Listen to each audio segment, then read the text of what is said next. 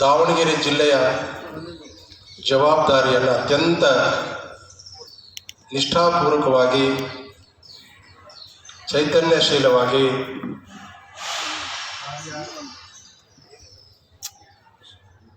ನಿರ್ವಹಿಸುತ್ತಿರುವಂತಹ ಆತ್ಮೀಯರಾದ ಗಂಗಾಧರ ಸ್ವಾಮಿಗಳವರೇ, ಜಿಲ್ಲಾ ಪಂಚಾಯಿತಿಯ ಮುಖ್ಯಾಧಿಕಾರಿಗಳಾದ ಗಿದ್ದೆಯವರೇ, ಎಲ್ಲ ಇಲಾಖೆಗಳ ಮುಖ್ಯಸ್ಥರುಗಳೇ, ಶ್ರೀಮಠದ ನಿಷ್ಠಾವಂತ ಎಲ್ಲ ಕಾರ್ಯಕರ್ತರೇ, ಸದ್ಭಕ್ತ ಬಂಧುಗಳೇ, ಸುದ್ದಿ ಮಾಧ್ಯಮದ ಬಂಧುಗಳೇ, ತಾಯಂದಿರೇ, ಮುದ್ದು ಮಕ್ಕಳೇ,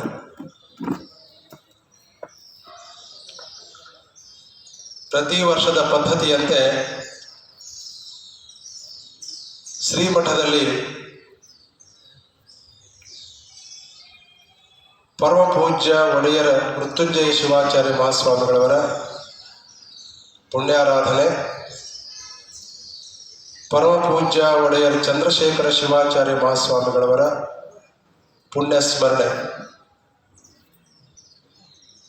ತನ್ನಿಮಿತ್ತ ದತ್ತಿ ಉಪನ್ಯಾಸ ಕಾರ್ಯಕ್ರಮ, ಸಾಮೂಹಿಕ ವಿವಾಹ ಕಾರ್ಯಕ್ರಮ, ಸಾಂಸ್ಕೃತಿಕ ಕಾರ್ಯಕ್ರಮಗಳು, ಈ ಎಲ್ಲ ಕಾರ್ಯಕ್ರಮಗಳನ್ನು ಪ್ರತಿ ವರ್ಷ ನಡೆಸುತ್ತಾ ಬಂದಿರುವಂತಹದ್ದು ತಮಗೆಲ್ಲ ಗೊತ್ತಿರುವ ವಿಷಯವಾಗಿದೆ.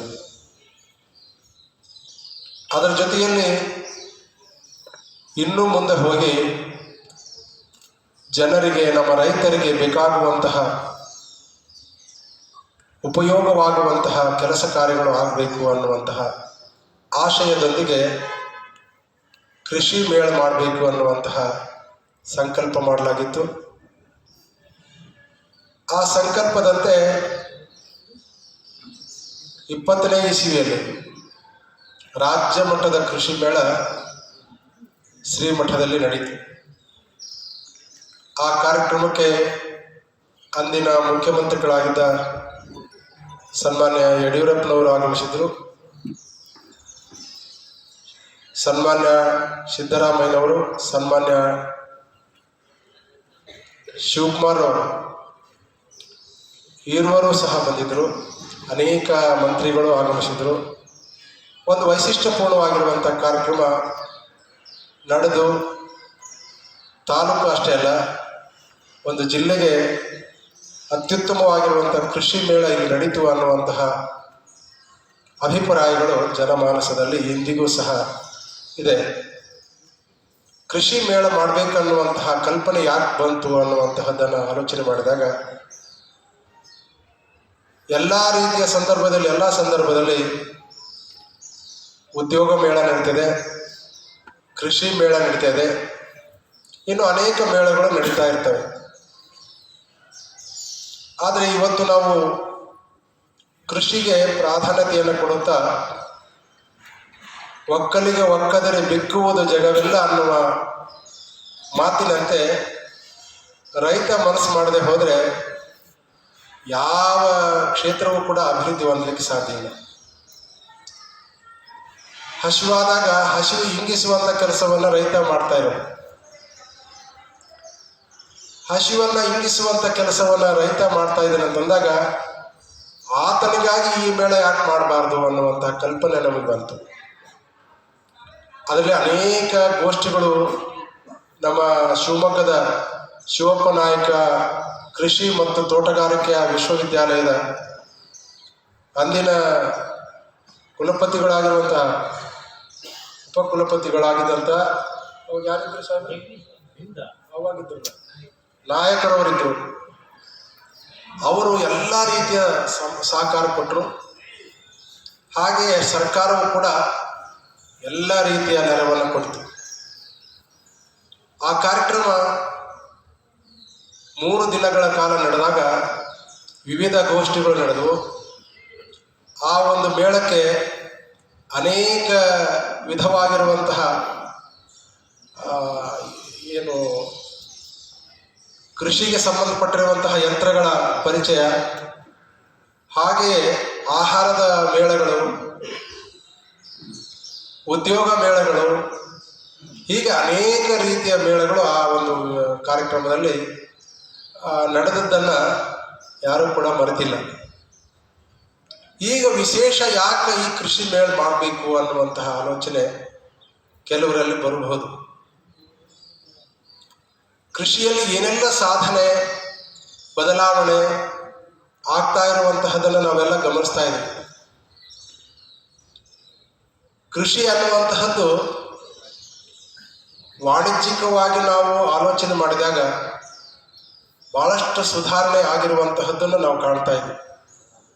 ಇವತ್ತು ಹೈರಾದಲ್ಲಿ ಅಭಿವೃದ್ಧಿ ಆಗಿದೆ, ಬೆಳೆಗಳಲ್ಲಿ ಅಭಿವೃದ್ಧಿ ಆಗಿದೆ, ಪುಷ್ಪ ಫಲಗಳಲ್ಲಿ ಅಭಿವೃದ್ಧಿ ಆಗಿದೆ. ಆದರೆ ಅಭಿವೃದ್ಧಿ ಆಗಿದೆ, ಬೆಳೆ ಚೆನ್ನಾಗಿ ಬರ್ತದೆ.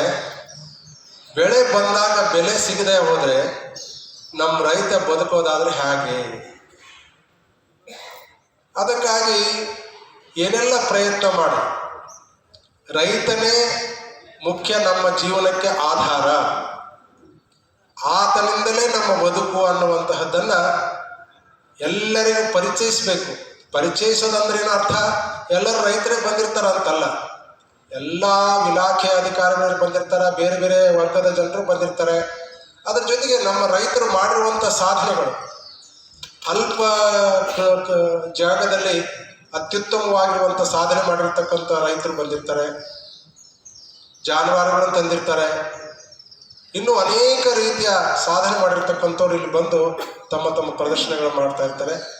ಅದ್ರ ಜೊತೆಗೆ ಇತ್ತೀಚಿನ ಬೆಳವಣಿಗೆಗಳು, ಈಗ ನಾವು ನಮ್ಮ ಭೂಮಿಯಲ್ಲಿ ಇಂತಹ ಬೆಳೆಯನ್ನೇ ಬೆಳಿಬೇಕು ಅನ್ನುವಂತಹದ್ದನ್ನು ನಿರ್ಧಾರ ಮಾಡುವಂತಹ ಉಪಕರಣ ಬಂದಿದೆ, AI ತಂತ್ರಜ್ಞಾನ ಅಂತೇಳಿ. ಆ AI ತಂತ್ರಜ್ಞಾನವನ್ನು ಬಳಸ್ಕೊಂಡ್ರೆ ಭೂಮಿಯಲ್ಲಿ ಯಾವ ಬೆಳೆಯನ್ನು ಬೆಳಿಬೇಕು, ಎಷ್ಟು ನೀರನ್ನು ಅದು ಕೊಡಬೇಕು ಅನ್ನುವ ನಿರ್ಧಾರವನ್ನು ಆ ಯಂತ್ರ ನಮಗೆ ತಿಳಿಸ್ತದೆ. ನಾವೇನು ಮಾಡ್ತೀವಿ, ಸಾಮಾನ್ಯವಾಗಿ ನಮಗೆ ಕಷ್ಟದಾಯಕವಲ್ಲದಂತಹ ಬೆಳೆಗಳನ್ನು ಬೆಳೀತಾ ಇರ್ತೀವಿ. ಸಾಮಾನ್ಯವಾಗಿ ನಾವು ಬೆಳೆಯೋದೇನೋ ಭತ್ತ ಬೆಳಿತೀವಿ, ಮೆಕ್ಕೆಜೋಳ ಬೆಳಿತೀವಿ, ಭಾಳ ಅಂದರೆ ತರಕಾರಿ ಬೆಳಿತೀವಿ. ಅದರ ಜೊತೆಯಲ್ಲಿ ಇನ್ನೂ ಅನೇಕ ರೀತಿಯ ಅಭಿವೃದ್ಧಿ ಆಗಿರುವಂತಹ ಬೆಳೆಗಳನ್ನು ಬೆಳೆದು ರೈತ ನಗುವಂತಹ ವಾತಾವರಣ ಸೃಷ್ಟಿ ಆಗಬೇಕು ಅನ್ನುವಂತಹ ಕಲ್ಪನೆಯಿಂದ ಈ ಮೇಳವನ್ನು ಆಯೋಜನೆ ಮಾಡುವಂತಹ ಮನಸ್ಸು ಮಾಡಲಾಗಿದೆ. ಈ ಮೇಳಕ್ಕಾಗಿ ಎಲ್ಲರಿಗೂ ಉಪಯೋಗ ಆಗುವಂತಹ ವ್ಯವಸ್ಥೆಗಳು ಆ ಮೇಳದಲ್ಲೇ ಇರ್ತದೆ. ಒಂದು ಕಡೆಗೆ ರೈತರು ಬಂದಿರ್ತಾರೆ, ಒಂದು ಕಡೆ ಆ ರೈತರು ಬೇಕಾಗಿರುವಂತಹ ಉಪಕರಣಗಳನ್ನು ಪರಿಚಯಿಸುವಂತಹ ಕಾರ್ಖಾನೆಗಳ ಮಾಲೀಕರು ಬಂದಿರ್ತಾರೆ, ಆ ಉಪಕರಣಗಳನ್ನು ಇಟ್ಟಿರ್ತಾರೆ. ಕಳೆದ ಸಲ ಈ ಮೇಳದಲ್ಲಿ ಎಲ್ಲರಿಗೂ ಗೊತ್ತಿದೆಯೋ ಗೊತ್ತಿಲ್ಲ, ಆದರೆ ಆ ಮೇಳದಲ್ಲಿ 16 JCBಗಳು ಖರ್ಚಾದವು ಅನ್ನುವಂತಹದ್ದು. ಟ್ಯಾಕ್ಟ್ರಿಗಳು ಎಷ್ಟು ಬುಕ್ ಆದವು ಅನ್ನುವಂತಹದ್ದು ಗೊತ್ತಿಲ್ಲ. ಹೇಗೆ ಮಾಡಿದ್ರು ಅನ್ನುವಂತಹದ್ದನ್ನು ಸ್ವಲ್ಪ ಸೂಕ್ಷ್ಮವಾಗಿ ಹೇಳ್ಬಿಡ್ತೀನಿ. ಎಡಕ್ಕೆ JCB ಸ್ಟಾಲ್ ಇತ್ತು, ಬಲಕ್ಕೆ ಟ್ಯಾಕ್ಟ್ರಿ ಸ್ಟಾಲ್ ಇತ್ತು, ಮಧ್ಯದಲ್ಲಿ ಬ್ಯಾಂಕ್ ಇತ್ತು. ಆ ಬ್ಯಾಂಕ್ನವರು ಏನು ಮಾಡ್ತಾಯಿದ್ರು, ಅಲ್ಲಿ ಅವ್ರಿಗೆ ಏನೇನು ಬೇಕಾಗತ್ತೆ ಅದನ್ನು ತಗೊಂಡು ಬರ್ರಿ, ನಾವು ಎಲ್ಲ ರೀತಿಯ ನಿಮಗೆ ಸಾಲ ಕೊಡ್ತೀವಿ, ಅದು ಸಕಾಲಕ್ಕೆ ಕೊಡ್ತೀವಿ. ಅಲ್ಲೇ ಬ್ಯಾಂಕ್ನವರು ಅಲ್ಲಿ ಸಾಲವನ್ನು ಅವರಿಗೆ ಕೊಡುವಂಥ ವ್ಯವಸ್ಥೆ ಮಾಡಿದ್ರು. ಹೀಗೆ ಆ ರೀತಿಯಾಗಿರುವಂತಹ ಬೆಳವಣಿಗೆಗಳಿಂದ ರೈತ ಎಲ್ಲ ರೀತಿಯ ಒಂದು ಸೌಲಭ್ಯಗಳನ್ನು ಪಡೆದುಕೊಳ್ಳಿಕ್ಕೆ ಸಮರ್ಥನಾಗಬೇಕು. ಸಾಲ ಅಂದುಕೊಳ್ಳೇ ಹೋಗಿ ಮನೆಗೆ ಹೆದರಿ ಮಲ್ಕೊಳ್ಳುವಂಥ ಸ್ಥಿತಿ ಬರಬಾರ್ದು. ನಾನು ಚೆನ್ನಾಗಿ ಬೆಳೆದು ಜೀವನವನ್ನು ಸುಧಾರಿಸ್ಕೊಂಡು ಹೋಗ್ತೀನಿ ಅನ್ನುವಂಥ ಧೈರ್ಯ ನಮ್ಮ ರೈತನಿಗೆ ಬರಬೇಕು. ಆ ರೈತನಿಗೆ ಬೆನ್ನೆಲುಬಾಗಿ ಎಲ್ಲ ರೀತಿಯ ಮಾಹಿತಿಗಳನ್ನು ಇಲಾಖೆಗಳಾಗಲಿ, ಯಂತ್ರದ ತಯಾರಕರಾಗಲಿ, ಎಲ್ಲರೂ ಆ ರೈತನಿಗೆ ಬೆನ್ನೆಲುಬಾಗಿ ನಿಂತಾಗ ಆ ರೈತನ ಬದುಕು ಎಂದೂ ಕೂಡ ಹಿನ್ನಡೆಯಾಗಲಿಕ್ಕೆ ಸಾಧ್ಯ ಇಲ್ಲ. ಆ ದಿಶೆಯಲ್ಲಿ ರೈತನ ಬದುಕೆ ನಮ್ಮೆಲ್ಲರ ಬದುಕಿಗೆ ಆಧಾರ ಅನ್ನುವಂತಹ ಸಂದೇಶವನ್ನು ಸಾರುವಂತಹ ಕೆಲಸವನ್ನು ಮಾಡಬೇಕು ಅನ್ನುವಂಥ ಉದ್ದೇಶದಿಂದ ಈ ಮೇಳವನ್ನು ಆಯೋಜನೆ ಮಾಡಲಾಗಿದೆ. ಅದರ ಜೊತೆಯಲ್ಲಿ ನಮ್ಮ ಪರಮ ಪೂಜ್ಯ ದ್ವಯರು ಮೃತ್ಯುಂಜಯ ಶಿವಾಚಾರ್ಯರು ಅವರು ಹೇಳಿ ಕೇಳಿ ಅತ್ಯಂತ ಬಲಿಷ್ಠವಾಗಿರುವಂಥ ರೈತರು. ಅವರನ್ನು ನೋಡಿದಂತಹವ್ರು ಇದ್ದಾರೆ. ಇಲ್ಲ, ನಮ್ಮ ಬಸಣ್ಣ ನೋಡಿದ್ದಾನೆ, ನಮ್ಮ ಉಮ್ಮಣ್ಣ ನೋಡಿರ್ಬೋದು, ನಮ್ಮ ಸಿದ್ದಣ್ಣ ಮತ್ತು ಉಮ್ಮಣ್ಣ ಶಿವಯ್ಯ ಅವರೆಲ್ಲ ನೋಡಿರ್ತಾರೆ. ಹಿಂದಿನವರೆಲ್ಲರೂ ಅವ್ರು ನೋಡಿದ್ದಾರೆ. ಯಾರಿಗೆ ಮೃತ್ಯುಂಜಯ ಶಿವಾಚಾರ್ಯರು ಅವ್ರ ಸೇವೆಯನ್ನು ಕೂಡ ಮಾಡಿದ್ದಾರೆ. ಅವರು ಒಳ್ಳೆಯ ರೈತರು. ಅದರ ಜೊತೆಗೆ ನಮ್ಮ ಗುರುಗಳಾಗಿರುವಂತಹ ಒಡೆಯರ್ ಚಂದ್ರಶೇಖರ ಶಿವಾಚಾರ್ಯ ಅವರು ಸಹ ಕೃಷಿಯಲ್ಲಿ ಅತ್ಯಂತ ಉತ್ಸುಕ ಕೆಲಸಗಳನ್ನು ಮಾಡಿದ್ದಾರೆ. ಅವರೇ 8 ಎತ್ತಿನ ನೇಗಲನ್ನು ಹಿಡಿದುಕೊಂಡು ಬೇಸಾಯ ಮಾಡುವಂಥ ಫೋಟೋಗಳು ಈಗಲೂ ಸಹ ನಮಗೆ ದೊರೀತಾ ಇದ್ದಾವೆ. ಅಂತಂದರೆ ಅವರು ಕೃಷಿಗಾಗಿ ಎಷ್ಟು ಒತ್ತನ್ನು ಕೊಟ್ಟಿದ್ದರು ಅನ್ನುವಂಥದ್ದು. ಒಬ್ಬ ಸ್ವಾಮಿಗಳು ಕೇವಲ ಪೂಜೆಗಾಗಿ ಸೀಮಿತಗೊಳ್ಳದೆ, ಕೇವಲ ಧರ್ಮ ಸಭೆಗಳಿಗೆ ಮಾತ್ರ ಸೀಮಿತಗೊಳ್ಳದೆ, ಶೈಕ್ಷಣಿಕವಾಗಿ ಅವರು ಕೆಲಸ ಮಾಡಲಿಕ್ಕೆ ಸಮರ್ಥರಿರ್ತಾರೆ, ಕೃಷಿ ಕ್ಷೇತ್ರದಲ್ಲಿ ಕೆಲಸ ಮಾಡಲಿಕ್ಕೆ ಸಮರ್ಥರಿರ್ತಾರೆ, ಸಾಮಾಜಿಕ ಚಟುವಟಿಕೆಗಳಲ್ಲಿ ಅವರನ್ನು ತೊಡಗಿಸಿಕೊಳ್ಳಲಿಕ್ಕೆ ಸಮರ್ಥರಿರ್ತಾರೆ ಅನ್ನುವಂತಹ ಪರಿಚಯವನ್ನು ಮಾಡುವಂಥ ಉದ್ದೇಶದಿಂದ ಈ ಒಂದು ಕೃಷಿ ಮೇಳವನ್ನು ಮಾಡುವಂತಹ ವ್ಯವಸ್ಥೆಯನ್ನು ಮಾಡಲಾಗಿದೆ. ಕಳೆದ ಸಾಲಿನಲ್ಲಿ 20ನೇ ಸಾಲಿನಲ್ಲಿ ಆಗ ಬೃಹತ್ ಪ್ರಮಾಣದ ಕೃಷಿ ಮೇಳ ನಡೀತು.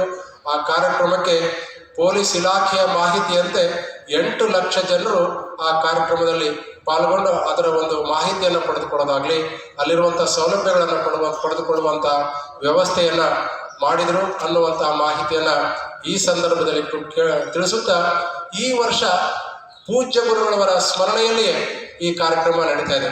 ಸಾಮೂಹಿಕ ವಿವಾಹ ಕಾರ್ಯಕ್ರಮಗಳು ಯಥಾವತ್ತಾಗಿ ನಡೀತವೆ.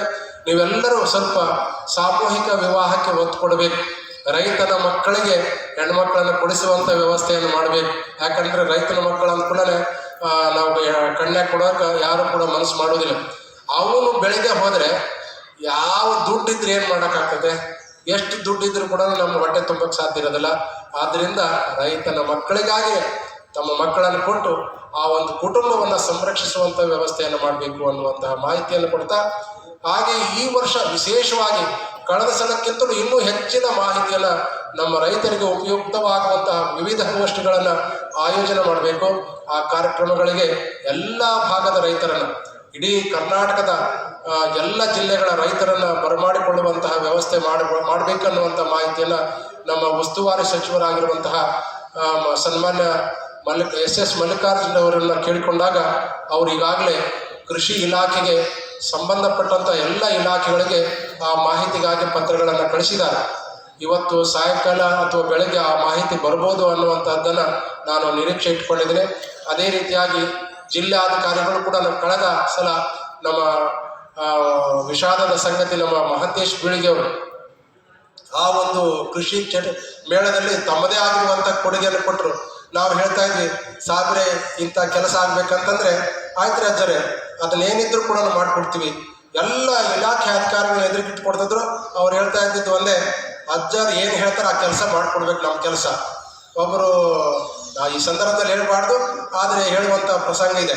ಅವರು ಫಲಪುಷ್ಪ ಪ್ರದರ್ಶನ ಮಾಡಲಿಕ್ಕೆ ನಮ್ಮ ಹತ್ರ ಗ್ರಾಂಟ್ ಇಲ್ಲ ಅಂತ ಕೂಡಲೇ ನಮ್ಮ ರೈತರು ಹೇಳಿದ್ರು, ಅವ್ರು ಹಿಂಗೆ ಅಂತಾರೆ, ಯಾಕಪ್ಪ ಗ್ರಾಂಟ್ ಹಾಕಿಲ್ಲ?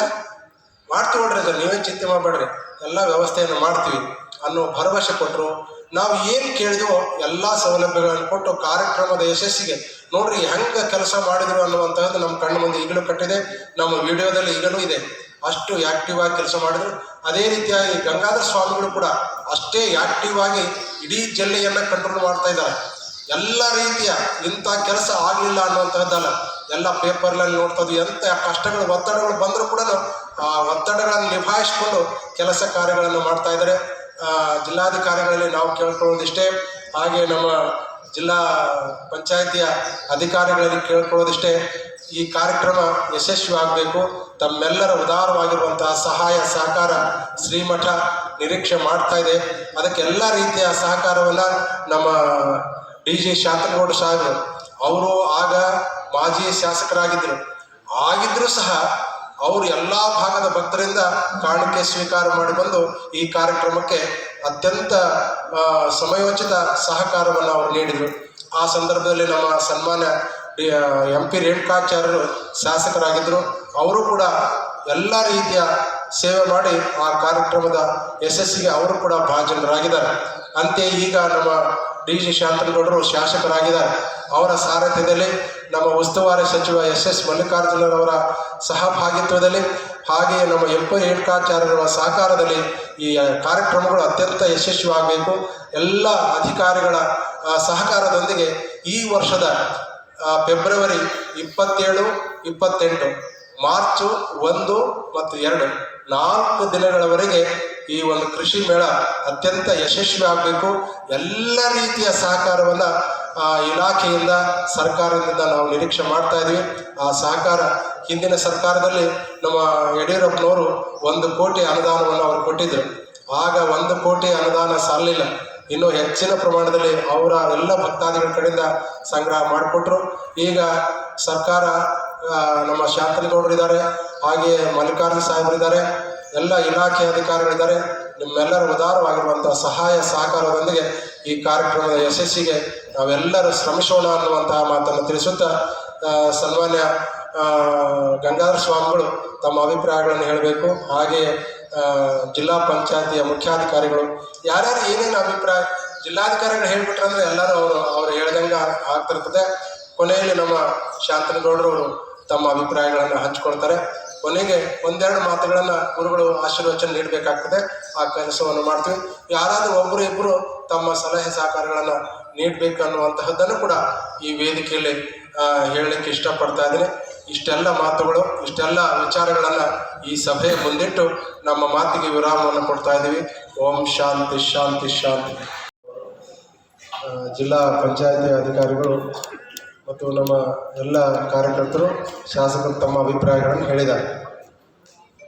4 ದಿನ ಯಾಕೆ ಮಾಡಬೇಕು ಅನ್ನುವಂತಹ ವಿಷಯ ಬಂದಾಗ ಪ್ರಮುಖವಾಗಿ ನಮ್ಮ ಪೂಜ್ಯ ಗುರುಗಳವರ ಪುಣ್ಯಾರಾಧನೆ ಅದು ಫಾಲ್ಗುಣ ಶುದ್ಧ ದ್ವಾದಶಿಗೆ ಮಾಡಬೇಕು ನಾವು.